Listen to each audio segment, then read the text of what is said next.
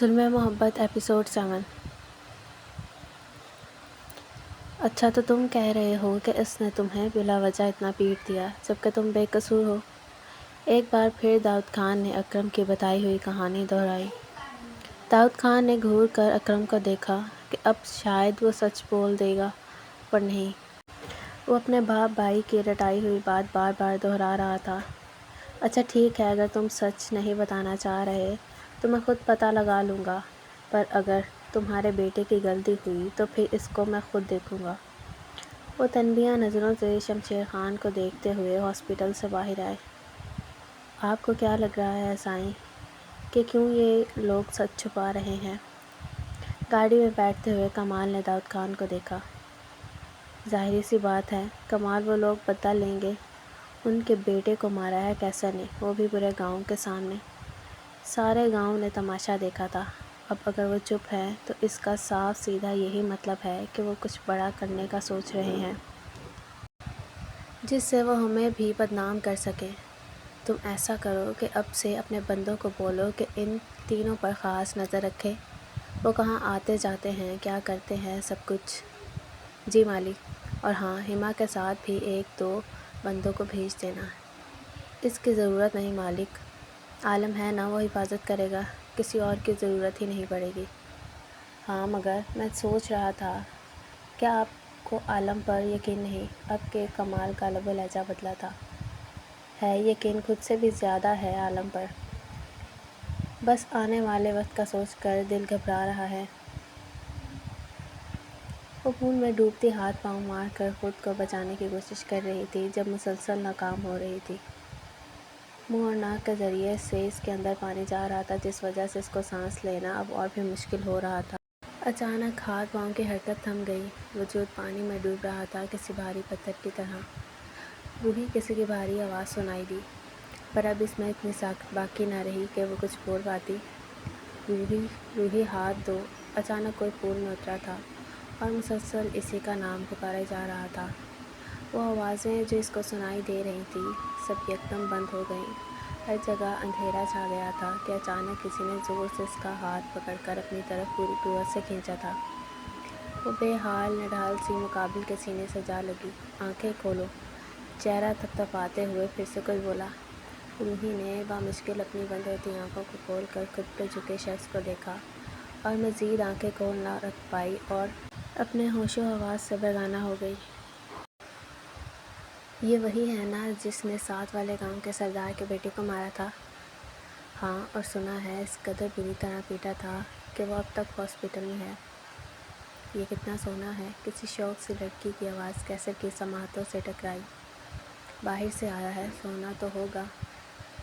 میں نے اس کو میلے میں دیکھا تھا جنت کے ساتھ۔ اب کی کسی لڑکے کی طنز میں ڈوبی ہوئی آواز سنائی دی تھی۔ کچھ لوگ دیکھتے اور پھر آپس میں باتیں کرتے، اور آواز اتنی تھی کہ کیسر آرام سے سن سکتا تھا کہ وہ کیا کہہ رہے ہیں۔ سب کیسر کو ایسے دیکھ رہے تھے جیسے وہ کوئی نئی مخلوق ہو۔ کیسر نے کوفت سے اپنے آس پاس لگے لوگوں کے ہجوم کو دیکھا اور پھر تھوڑی دور کھڑے عالم کو جو کسی بزرگ کو کچھ بتا رہا تھا۔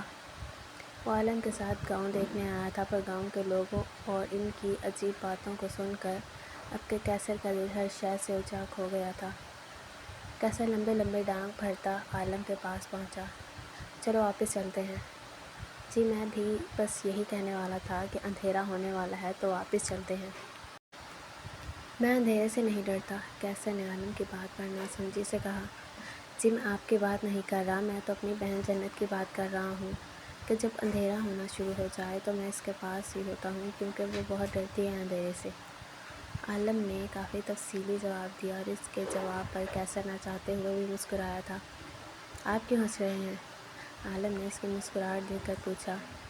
کچھ نہیں، بس ایسے ہی سوچ رہا ہوں کہ تمہاری بہن کوئی بچی تو نہیں ہے کہ جو اندھیرے میں اکیلے ڈر جائے گی۔ کیسر نے طنزیہ لہجے میں کہا۔ نہیں چھوٹے صاحب، بس بچپن سے ہی اسے اندھیرے سے کافی خوف آتا ہے۔ عالم نے اس کے طنز کو نظر انداز کرتے ہوئے کہا۔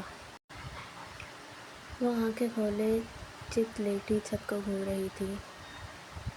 اسے یہ جان کر بالکل خوشی نہیں ہوئی تھی کہ وہ بچ گئی ہے۔ ہاں اگر بچانے والا کوئی ہوتا تو وہ ضرور خوش ہوتی۔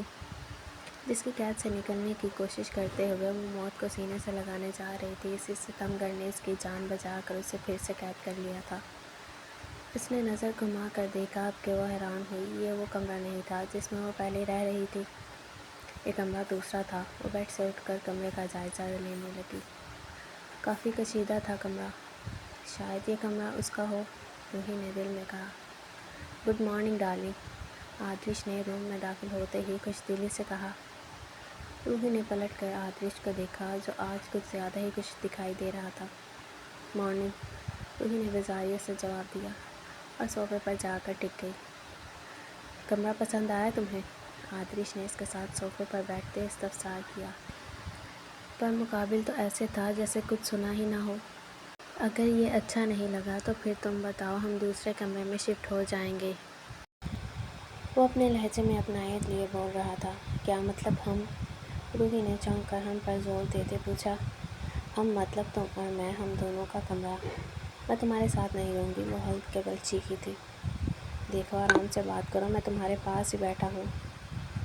آدریش نے اس کے بلا وجہ کے چیخنے پر چوٹ کرتے کہا۔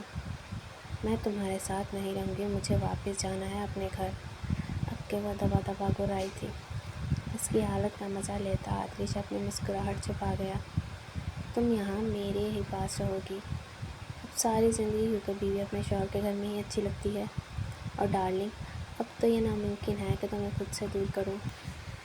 وہ روحی کے چہرے پر آئی لٹ کو پیچھے کرتے کہنے لگا۔ جب میں تمہیں اپنا شوہر ہی نہیں مانتی اور نہ ہی اس نکاح کو جو تم نے زبردستی مجھ سے کیا ہے، پھر ہمارے ساتھ رہنے کا کوئی جواز ہی نہیں بنتا، وہ سمجھانے والے انداز میں کہہ رہی تھی۔ اچھا، اگر میں نے تمہیں واپس بھیج دیا تو تم کیا کرو گی؟ سوال تھا یا کوئی لاٹری جسے سنتے ہی روحی کا چہرہ خوشی سے چمک اٹھا تھا، جو شدت سے آدریش نے محسوس کیا تھا۔ سنو، اگر تم مجھے جانے دو گے تو پھر تمہیں ڈرنے کی بالکل ضرورت نہیں کہ میں پولیس کمپلین کروں گی تمہارے خلاف۔ اب اس کی بات مکمل بھی نہیں ہوئی تھی کہ آدریش کا چھت پھاڑ قہقہ کمرے میں گونجا تھا۔ کیا ہوا، تم ایسے کیوں ہنس رہے ہو؟ کچھ نہیں، تم اپنی بات جاری رکھو، آدریش نے اپنی ہنسی کنٹرول کرتے کہا۔ ہاں، تو میں یہ کہہ رہی تھی کہ تم ٹینشن نہیں لینا پولیس کی، میں یہاں سے جا کر جج سے ملوں گی۔ اور آدریش کے ماتھے پر بل پڑے تھے، جج کا نام سن کر آنکھوں میں انگارے لوٹ رہے تھے۔ اور تمہارے بارے میں کسی کو کچھ نہیں بتاؤں گی، چپ چاپ پاکستان چلی جاؤں گی۔ وہ انجانے میں خود کے لیے مشکلات پیدا کر رہی تھی، جج کا نام لے کر۔ بس بہت ہوا، اٹھو چلو ناشتہ کرتے ہیں۔ آدریش نے اس کی بازو پکڑ کر کھڑا کرتے کہا۔ پر ابھی میری بات ختم نہیں ہوئی۔ روحی نے نامحسوس انداز میں اپنی بازو چھٹواتے کہا۔ تم بہت بولتی ہو بیوی۔ ہاں تو تمہیں کس نے کہا ہے کہ میری باتیں سنو؟ وہ برا مانتے ہوئے بولی۔ میرے دل نے، آدریش نے سائڈ اسمائل پاس کرتے کہا۔ روحی نے اس کی طرف دیکھا جس نے ہر بار کی طرح اپنا چہرہ چھپایا تھا۔ تم اپنا چہرہ کیوں چھپاتے ہو؟ روحی نے دل میں آیا سوال پوچھ لیا۔ وہ جو پینٹ کی پاکٹ میں ہاتھ ڈالے اس کا ہر انداز حفظ کر رہا تھا، اچانک خود کے بارے میں سوال سن کر دل سے مسکرایا تھا، جو روحی دیکھنے سے قاصر تھی۔ اس میں مسکرانے والی کیا بات ہے؟ روحی نے سینے پر بازو باندھتے ایک آئی برو جھکا کر پوچھا۔ تمہیں کیسے پتا کہ میں مسکرا رہا ہوں؟ آدریش کی گہری نظریں روحی کے چہرے کا طواف کر رہی تھیں۔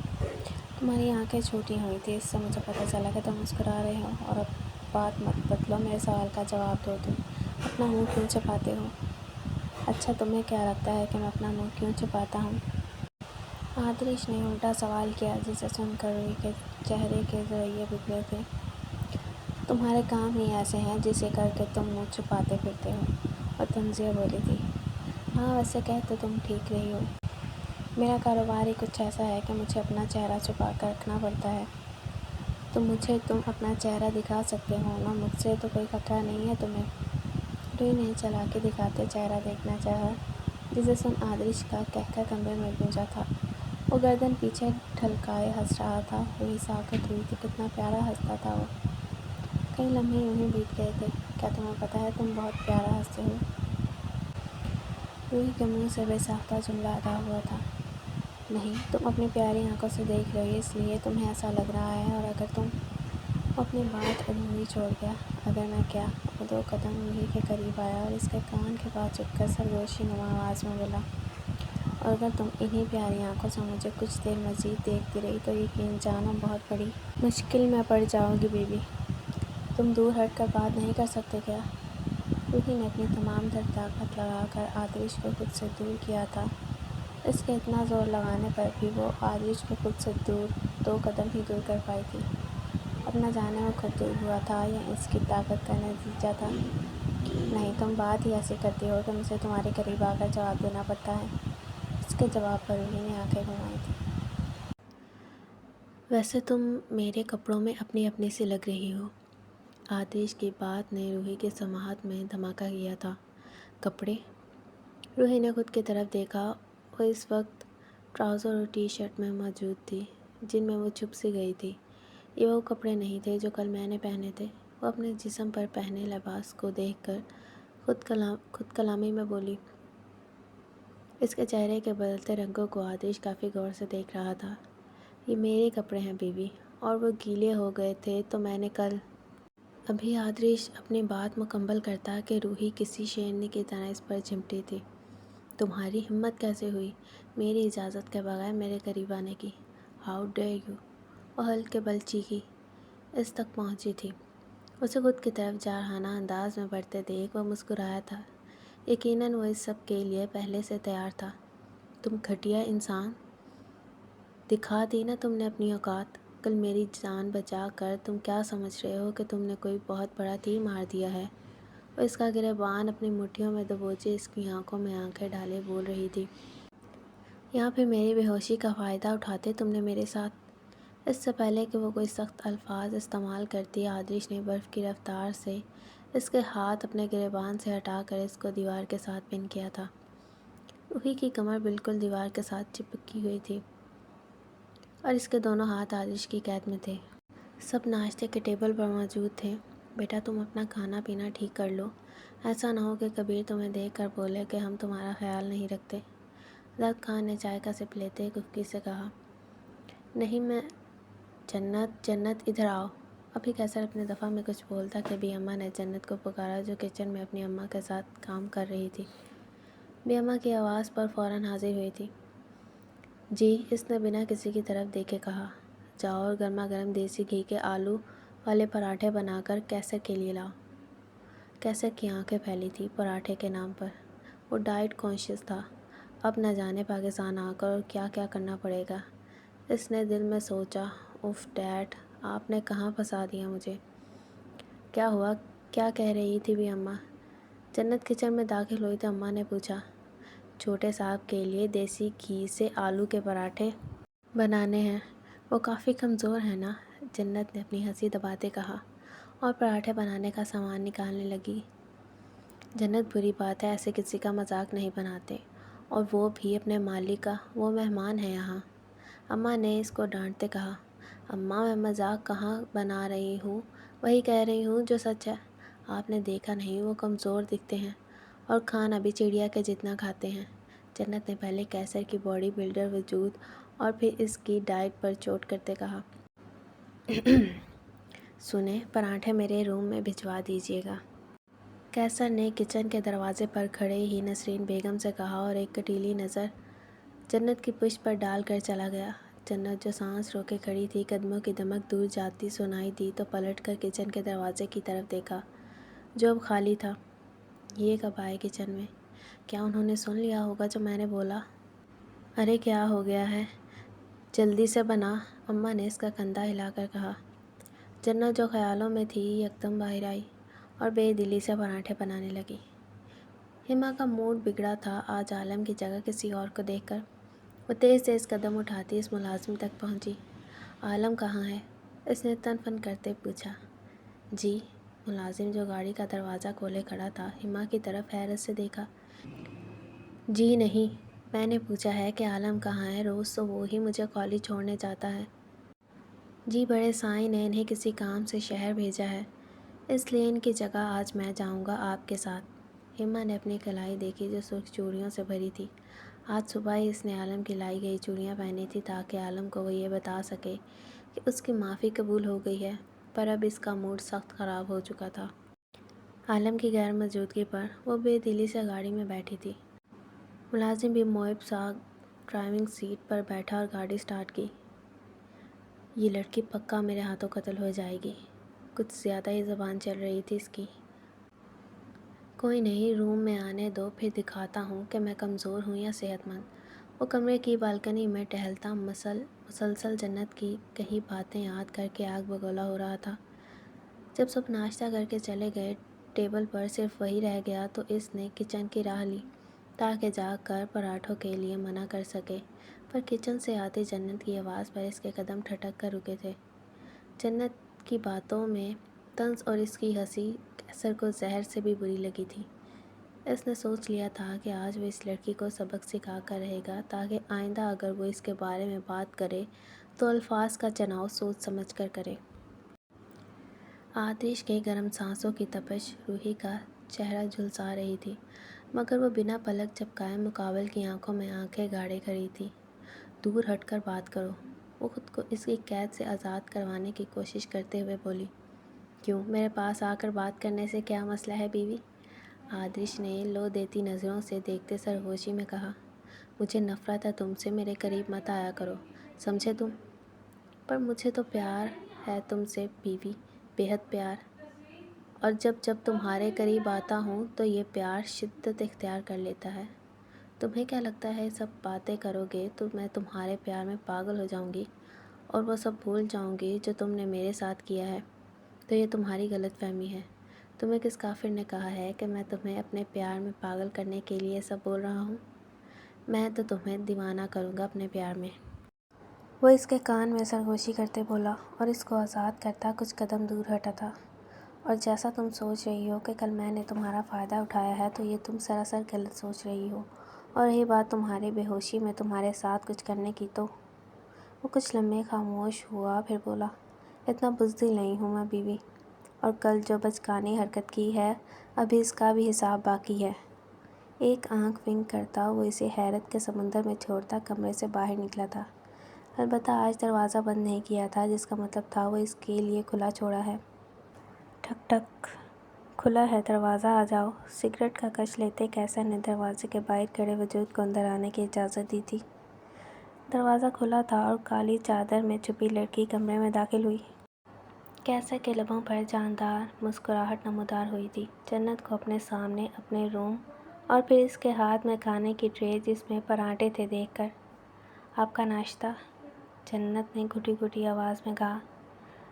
जो कुछ वो किचन में कह चुकी थी कैसर के बारे में, अब तो मज़ीद कुछ बोलकर शर्मिंदा नहीं होना चाहती थी। तभी जल्दी जल्दी ट्रे टेबल पर रख कर दरवाजे की जाने बढ़ी। रुको। दरवाजे तक जाते ही जन्नत के कदम थमे थे इस आवाज़ पर। जी, क्या मैंने तुम्हें कहा जाने को? कैसर ने सिगरेट को ऐश ट्रे में मसलते कहा। नहीं। तो फिर? वो आपने कहा था कि मुझे अपना चेहरा मत दिखाना और मेरे सामने मत आना, तो मैं। बस करो लड़की, बातें बनाना तो कोई तुमसे सीखे। एनीवे, क्या बोल रही थी तुम किचन में? वो ठोड़ी पर हाथ रखते सोचने की एक्टिंग करने लगा। हाँ, तुम कह रही थी कि मैं काफ़ी कमज़ोर हूँ और मुझे ये देसी घी के पराठे खाने की ज़रूरत है। इसने ट्रे की तरफ इशारा करते कहा। वो तो मैं आपकी बात थोड़ी कर रही थी, इसने अपना हल्क तर्क करते कहा। मगर मुकाबिल की तरफ से खामोशी पाकर इसने अपनी गलती तस्लीम करने का सोचा। वो मैंने बस मजाक में बोल दिया था। वो मज़ीद बोली। आप इतना गुस्सा क्यों हो रहे हैं? जन्नत ने चोर नज़रों से सोफ़े पर बैठे कैसर को देखते कहा, जो इसी को देख रहा था। मैं कमज़ोर हूँ? कैसर के दिमाग में ये बात जैसे अटक रह गई थी।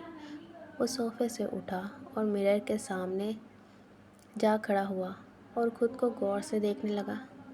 मैं जाऊं? इसने इजाज़त तलब चाही। नहीं, इधर आओ मेरे पास। जी नहीं, मैंने बोला इधर आओ। वो जन्नत को हाथ के इशारे से अपने पास बुला रहा था। आपको जो भी कहना है यहीं पर कह दे, मैं सुन रही हूँ। जन्नत ने 2 कदम मज़ीद पीछे लिए थे, जो कैसर ने बाखूबी नोट किया था। तो तुम यहाँ नहीं आ रही? इसकी खामोशी को हाँ समझता वो मुस्कुराया था।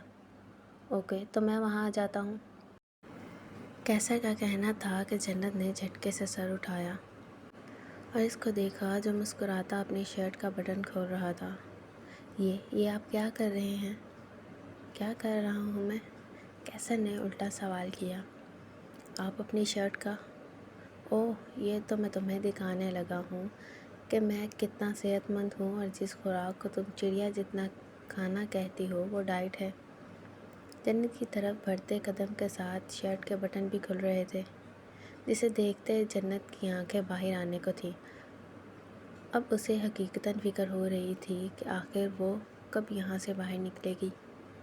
جنت کے قریب تر رکتے ہی کیسر نے جنت کی آنکھوں میں جھانکا، جہاں خوف کی لکیریں صاف نمایاں تھیں۔ جنت کا دل 100 کی سپیڈ سے دھڑک رہا تھا۔ اسے اس وقت کیسر سے شدید خوف محسوس ہو رہا تھا۔ کیسر کی نیلی آنکھیں مسلسل اس کے چہرے کا طواف کر رہی تھیں۔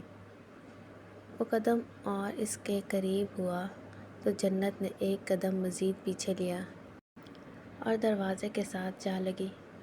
کیسر نے اپنے دونوں ہاتھ اس کے اطراف میں رکھ کر اس کی راہ فرار بند کی تھی، اور ساتھ ہی جنت کی سانس بھی جیسے بند ہونے کو تھی۔